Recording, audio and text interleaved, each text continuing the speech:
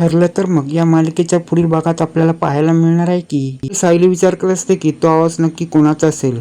सत्य आपल्याला जाणून घ्यायला लागेल आणि ती ठरवते की ह्याबद्दल मला आता मधुभावनाच विचारायला लागेल. त्याच टायमाला ती हॉस्पिटलमध्ये येते. तो आवाज मधुभावना ऐकायला होता आणि ती सांगायला लागते हा आवाज तन्वीचा असला तरी हा आवाज मला कुठेतरी ऐकल्यासारखं वाटतोय.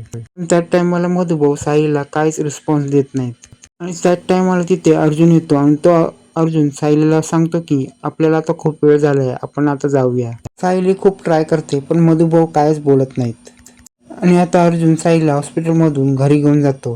पण आता सायलीच्या नव्या शत्रूची मालिकेमध्ये एंट्री झालेली आहे. सायली आणि अर्जुन तिकडनं गेलेले असतात आणि त्या टायमाला तो मधुभाऊंचा जीव घ्यायला येतो आणि तो मधुभाऊचा ऑक्सिजन मास्क काढतो. त्या टायमाला मधुभाऊंना खूपच त्रास व्हायला लागतो.